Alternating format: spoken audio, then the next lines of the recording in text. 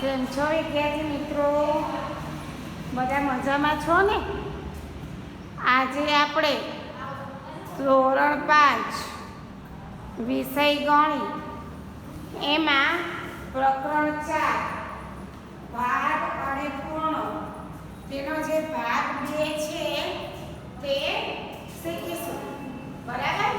કે તમારી જે ચોપડી છે એમાં પાના નંબર 55 થી 58 છે તે આજે આપણે શીખીશું.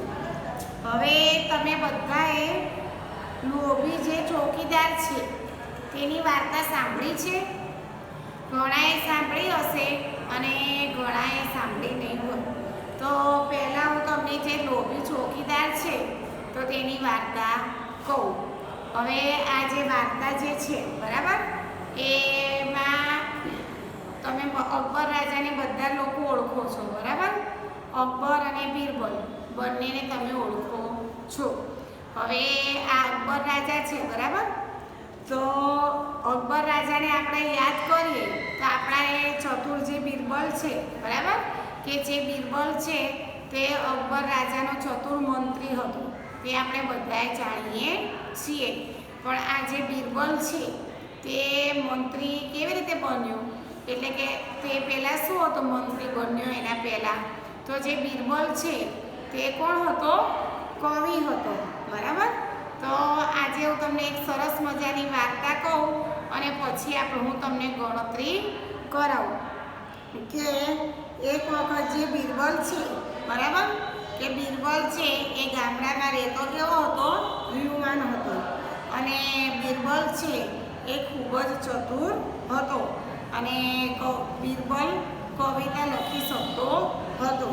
હવે તેણે શું કર્યું કે તે હોશિયાર હતો અને કવિતા લખી શકતો હતો. તો તેણે શું કર્યું, તેનું જે ભાગ્ય છે કે તેણે જે રાજા અકબરનો દરબાર છે તેમાં અજમાવવા માટે વિચાર્યું. તો તેણે શું કર્યું કે તેનું ભાગ્ય અકબર રાજાના દરબારમાં અજમાવવા માટે વિચાર્યું. તો તેના માટે તેણે શું કર્યું, કેટલીક કવિતાઓ લખી. બરાબર? હવે આ જે કવિતાઓ લખી પછી કવિતા લઈ અને શહેર હોય સિટી, બરાબર, ત્યાં તરફ જવા નીકળ્યો. હવે જ્યારે તે શહેરમાં જવા નીકળ્યો તો ત્યારે તે રાજાનો જે મહેલ હોય તેના દરવાજે પહોંચ્યો. અને દરવાજે પહોંચ્યો ત્યારે જે ચોકીદાર હોય એ ચોકીદારે બીરબલને રોક્યો અને કીધું કે તું ક્યાં જાય છે, કે અહીંયા ઊભો રહે, એમ કરીને જે ચોકીદાર છે તેણે બૂમ પાડી. બરાબર?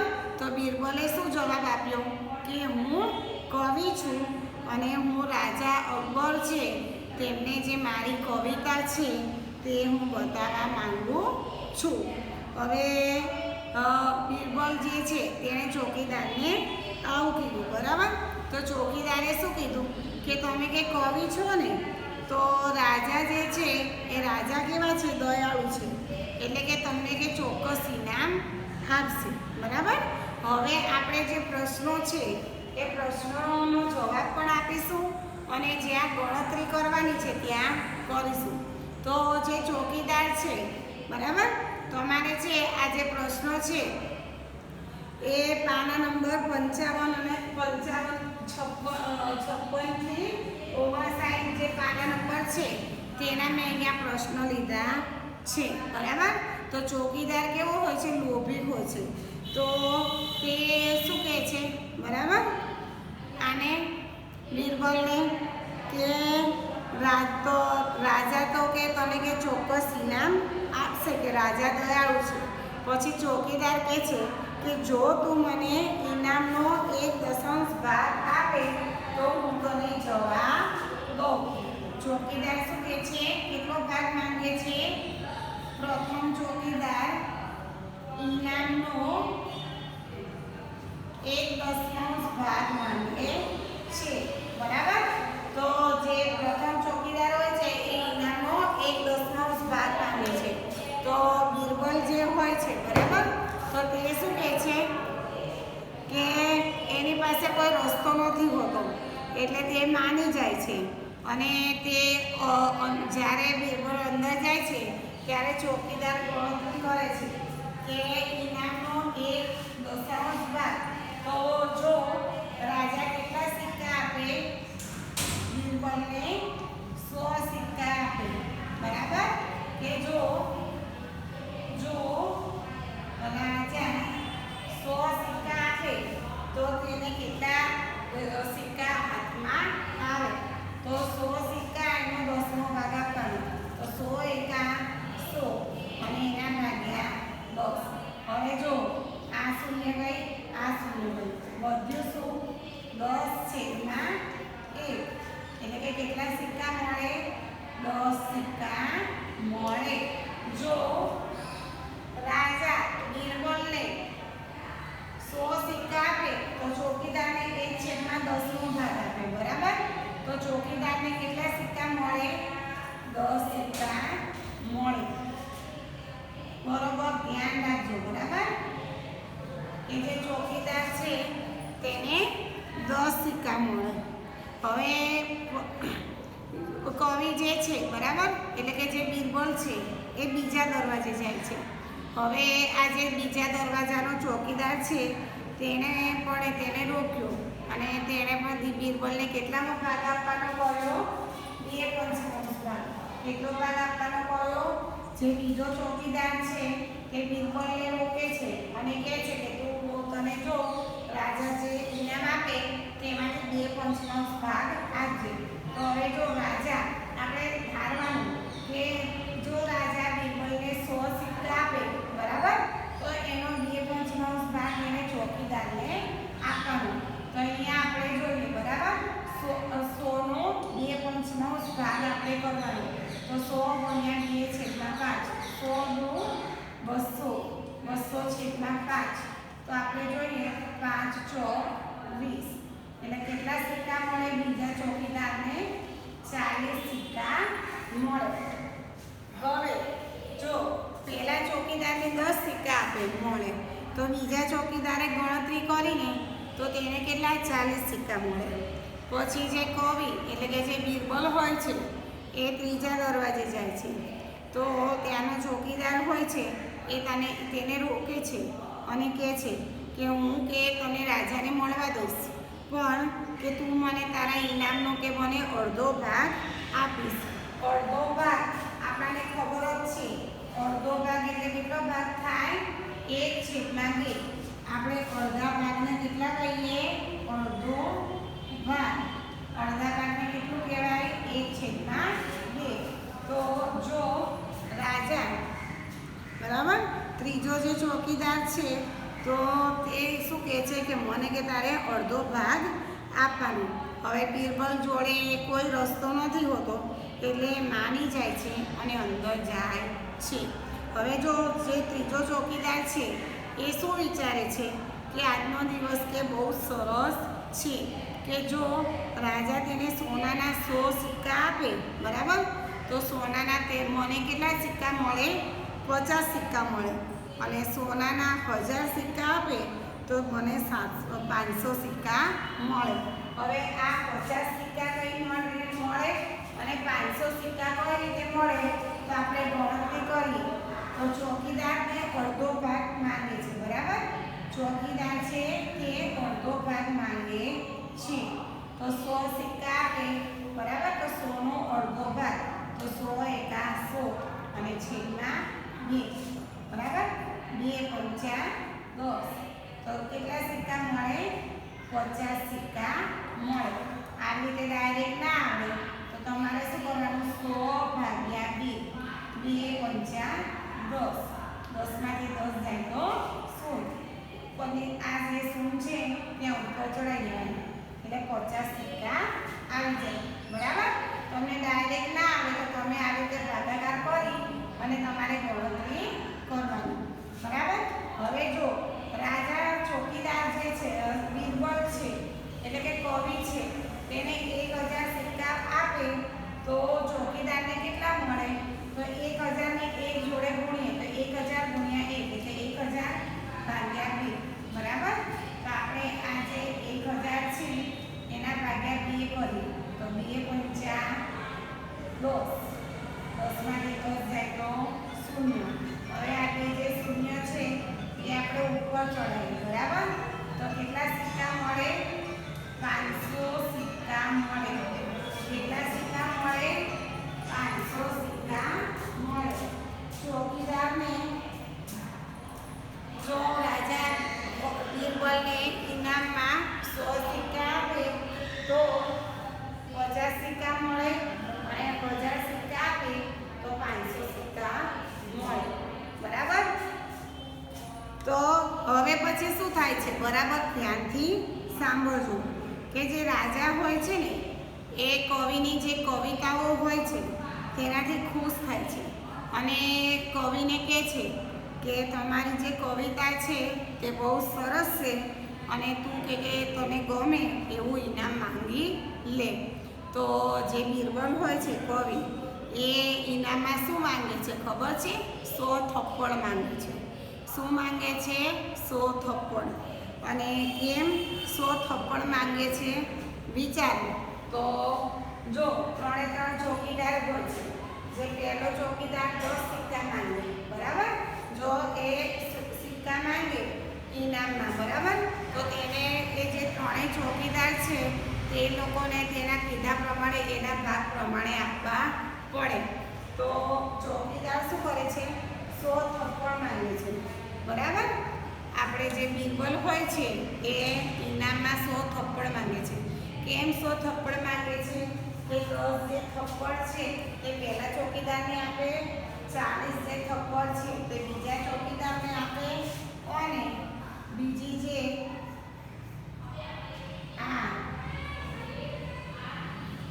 50 થપ્પડ છે, બરાબર? આ જે ત્રીજો જે ચોકીદાર છે એને 50 સિક્કા માંગે તો જે 50 થપ્પડ છે એ ત્રીજા ચોકીદારને આપે. આમ શું થાય? 10 + 40 + 50 એટલે કે કેટલી? 100 થપ્પડ પૂરી થઈ જાય. અને જે બીરબલ છે કવિ જે છે એને થપ્પડ ખાવી પડે નહીં. તો બધાની વાર્તામાં મજા પડી ને? આપણે વાર્તા સાંભળતા સાંભળતા શું કર્યું? ગણતરી કરી. શું કર્યું? ગણતરી કરી, બરાબર? હવે આપણે જે પાના નંબર 57 છે તે શીખીએ. હવે પાના નંબર 57 છે એમાં તમને આકૃતિ A, B, C અને D આપી છે અને એમાં અલગ અલગ પેટર્નો આપી છે.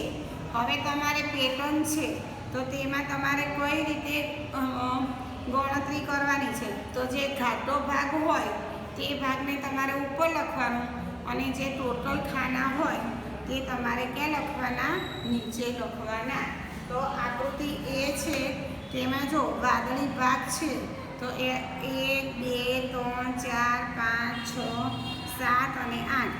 8 ખાનામાં વાદળી ભાગ પૂરેલો છે તો આપણે લખી શકીએ 8/16. અને જે સફેદ ખાના છે 8 બાકી છે તો તેમાં આપણે લખી શકીએ 8/16 ખાના છે તે કેવા છે? સફેદ છે. હવે આપણે બી આકૃતિ જોઈએ, બરાબર? તો જે બી આકૃતિ છે તો આપણે આ જે ભાગ છે એમાં શું પૂરી દઈએ? રંગ પૂરી દઈએ, બરાબર? બરાબર ધ્યાનથી જોજો. તમારે પણ નોટમાં આવા રંગ પૂરવાના છે.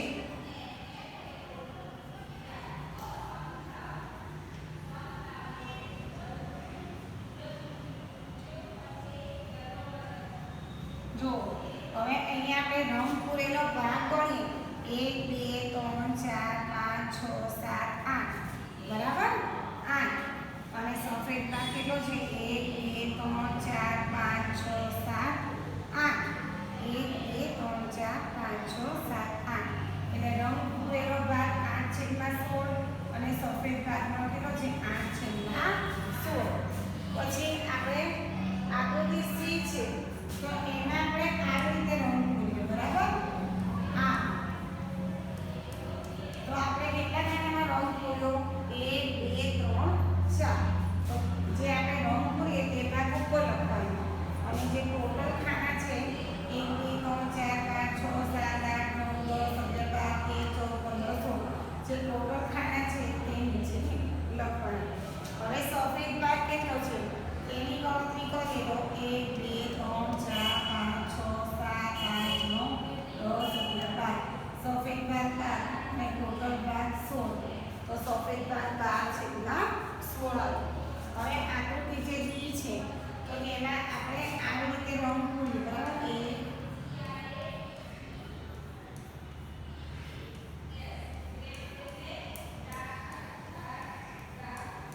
10, 11 અને 12.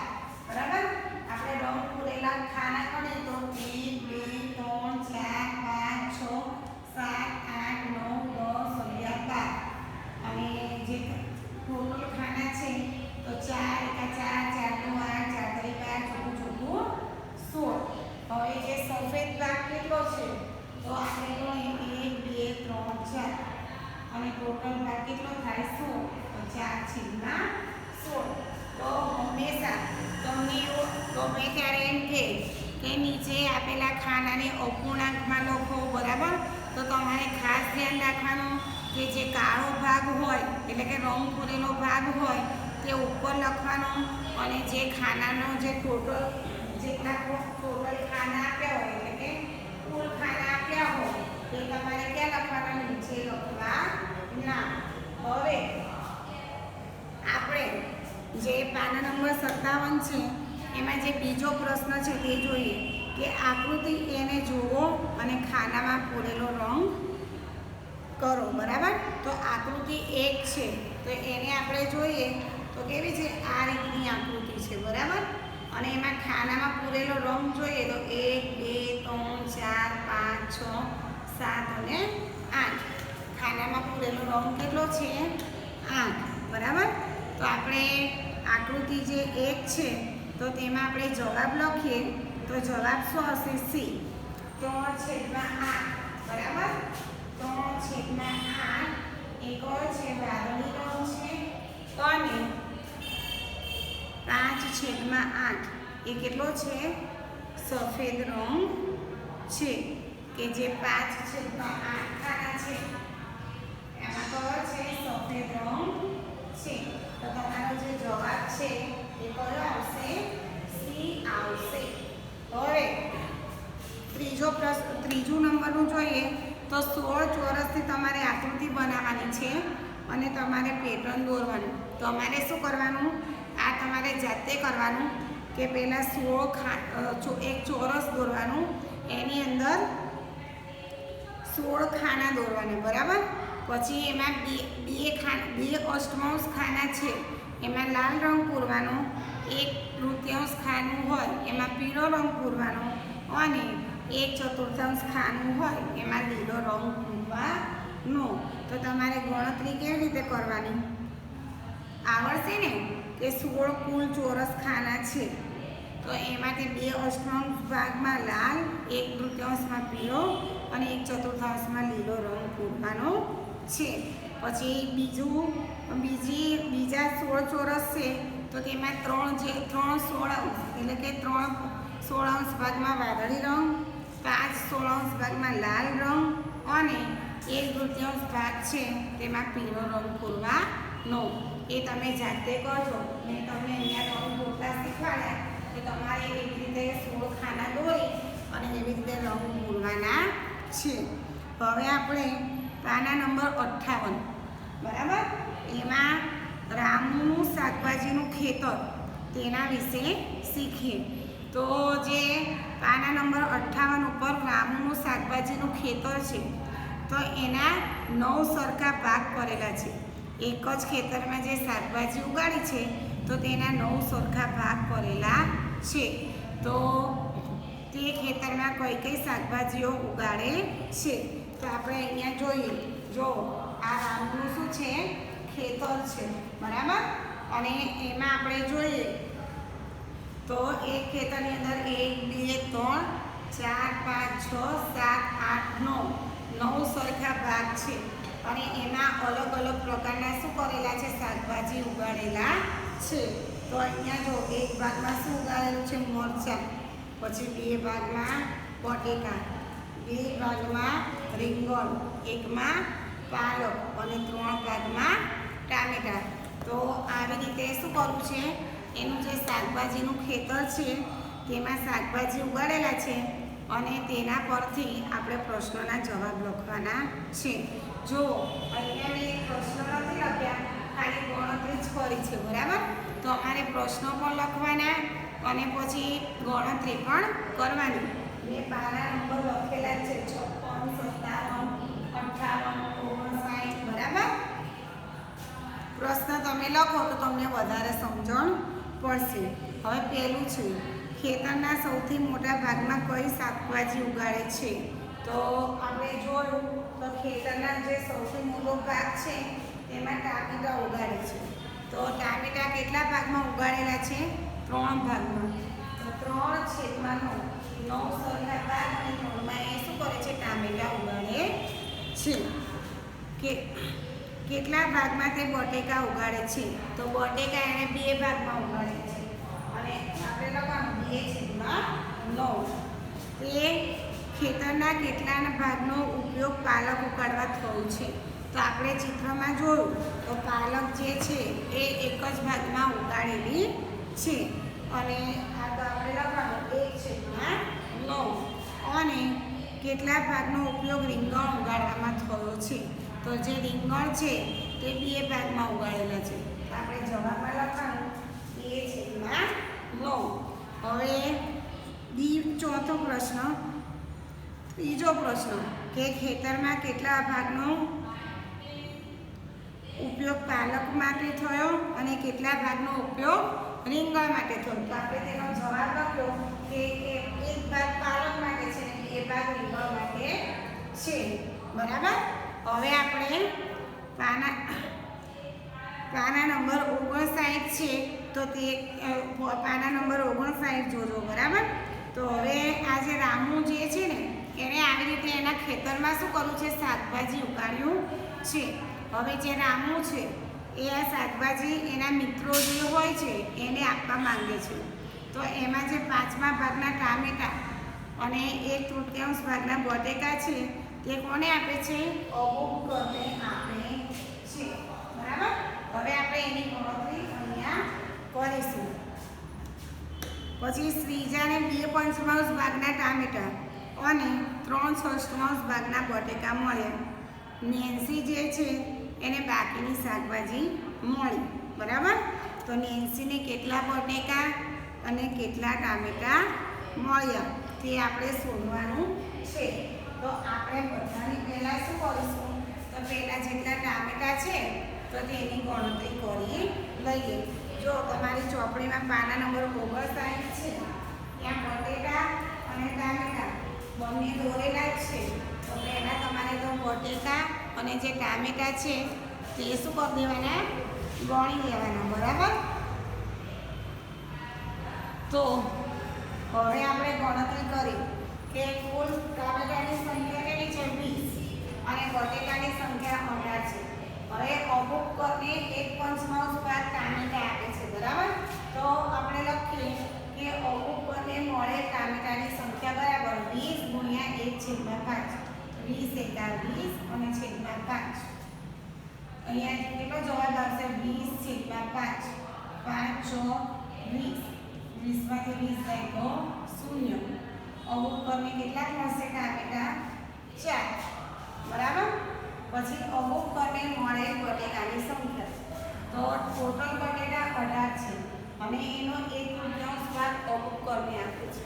તો 18 × 18 છેદમાં 3. બરાબર. હવે 18/3 કરીએ તો 3 × 6 = 18. 18માંથી 18 જાય તો 0. તો બટેકા કેટલા આપે છે? 6. અબોકરને કેટલા બટેકા આપે છે? 6. અને ટામેટા કેટલા આપે છે? 4. બરાબર. હવે શ્રીજાના મળે ટામેટાની સંખ્યા. તો ટોટલ 20 ટામેટા છે એમાંથી 2/5 કોને આપે છે? શ્રીજાને. તો ગણતરી કરે 20 × 2 = 40 છેદમાં 5. બરાબર. 40/5. 5 × 8 = 40. કેટલા આવ્યા? 8 ટમેટા. શ્રીજાને કેટલા મળ્યા? 8. અને બટેકા કેટલા મળે છે? 18 ગણતરી કરે તો 18 × 54. 54/6. તો 54 નો 6 સાથે આપણે ભાગાકાર કરીએ તો 6 × 9 = 54. 4 ના 4 જાય 0. 5 5 તો 0. કેટલા આપે છે? 9 બટાકા. કેટલા આપે છે? 9 બટેકા શ્રીજાને આપે છે. હવે આપણે નેન્સીને કેટલા બટેકા મળ્યા તો જોઈએ, બરાબર? તો ટોટલ બટેકા કેટલા છે? 18 છે. તો એમાંથી અમુકને કેટલા આપે છે? 6. અને શ્રીજાને કેટલા આપે છે? 9. 6 + 9 બરાબર કેટલા થાય? 18 - 15 કે 15 બટેકા થાય. હવે નેન્સીને કેટલા મળે છે? 18 માંથી આપણે 15 બટેકા ઓછા કરીએ તો કેટલા મળે છે? 3 બટાકા, બરાબર? ટોટલ 18 બટેકા છે. અમુક પર અને શ્રીજાને 15 આપે છે. તો નેન્સીને શું થાય છે? 3 બટેકા મળે છે. હવે ટામેટાની સંખ્યા શોધી. તો ટોટલ કેટલા ટામેટા છે? 20. એમાંથી અમુક પરને કેટલા આપે છે? 4. અને નેન્સીને કેટલા આપે છે? 8. તો 20 ઓછા 8 ને 4 10. 20 માંથી 12 જાય તો 8 જે ટામેટા છે એ કોને મળે છે? નેન્સીને મળે છે. તો જવાબ આપણે લખીએ કે નેન્સીને 3 બટેકા અને 8 ટામેટા મળે છે. તો આજે તમારે હોમવર્કમાં શું કરવાનું છે? તો આ મેં જે તમને પાના નંબર 55 થી 58માં જે પણ દાખલા હતા એની ગણતરી કરાવી તે તમારે સારા અક્ષરે ગણિતની નોટમાં લખવાનું અને ઘડિયા મોઢે કરવાના.